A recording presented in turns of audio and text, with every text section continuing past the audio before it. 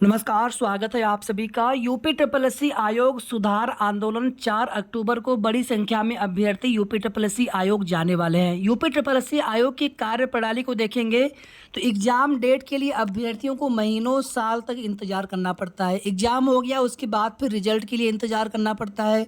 Result आता है तो उसमें पता ही नहीं चलता कि आपकी कितने मार्क्स से कितनी आपकी रैंक है। कुछ सीटें अगर खाली रह गई तो उन पर वेटिंग लिस्ट नहीं आता है।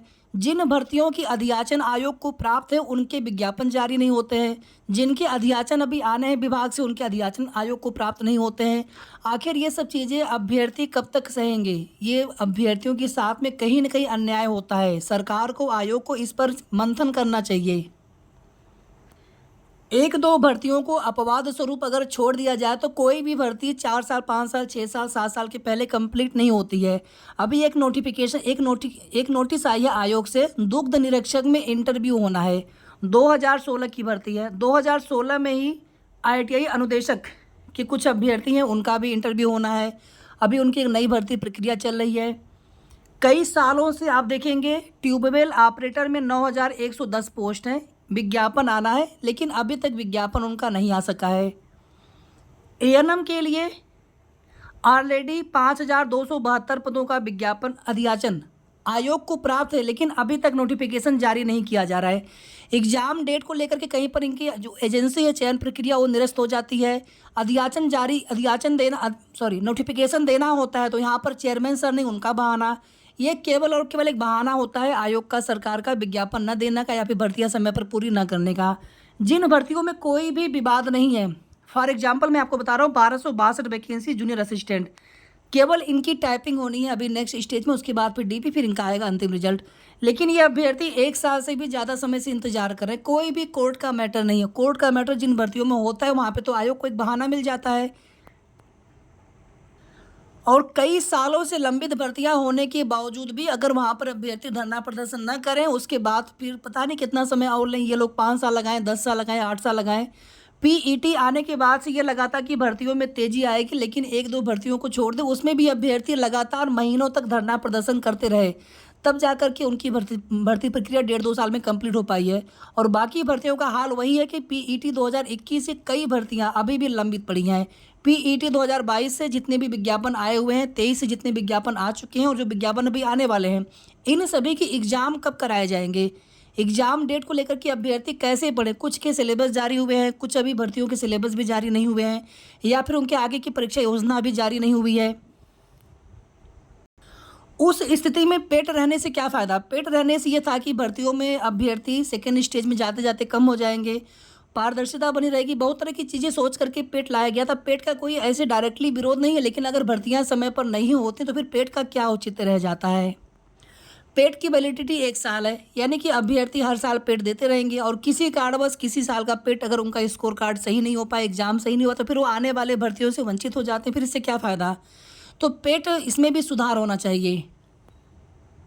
आप किसी भी भर्ती से संबंधित हो, वेटिंग लिस्ट को लेकर के, एग्जाम डेट को लेकर के, या फिर आगे रिजल्ट आदि नेक्स्ट स्टेज की नोटिस को लेकर के, या फिर नए विज्ञापन को लेकर के, किसी भी भर्ती से संबंधित हो, आप सभी इस मुहिम में साथ दीजिए।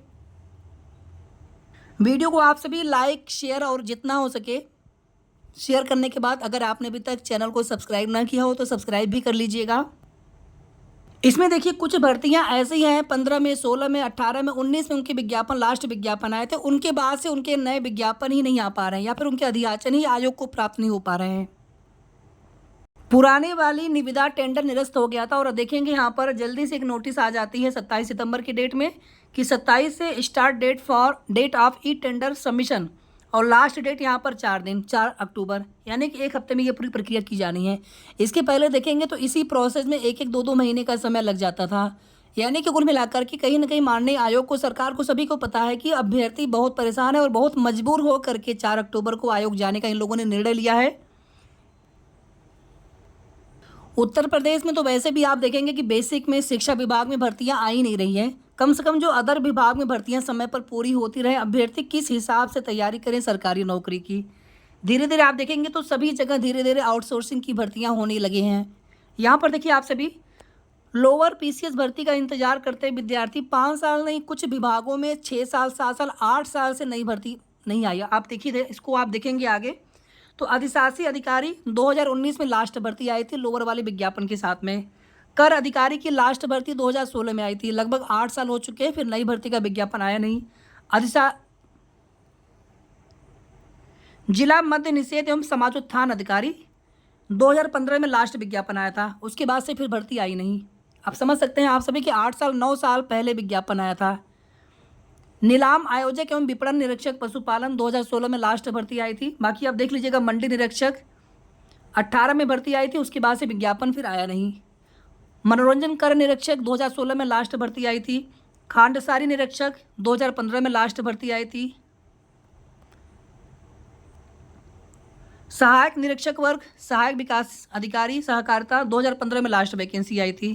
ठीक है, बाकी भी आप देख लीजिएगा। इस तरह से आप देखें कुछ विभागों में कुछ पदों के लिए जो विज्ञापन लास्ट विज्ञापन आया था 7 साल 8 साल ऐसे 9 साल पहले विज्ञापन आए हुए थे, उसके बाद से भर्तियां ही नहीं आ रही हैं।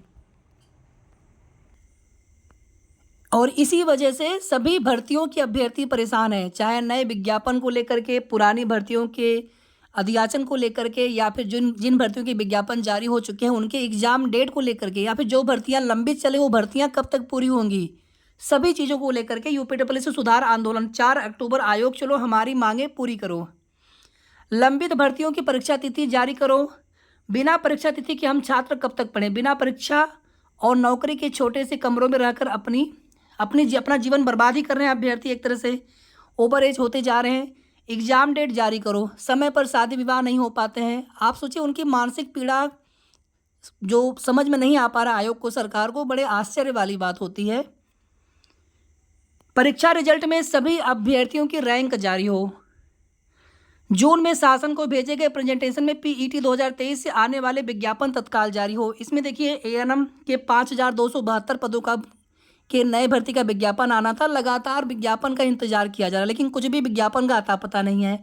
लेखपाल है, लोअर पीसीएस है, जेई है, फार्मासिस्ट है, एलोपैथिक फार्मासिस्ट, और ऐसे ही अगर 1-2 विज्ञापन अगर आ पाए तो आ पाए। कम से कम ये 4 से 5 विज्ञापन जिनके अधियाचन की प्रक्रिया चल रही थी, शुरू हो गई थी, आयोग को अधियाचन भेजा गया है।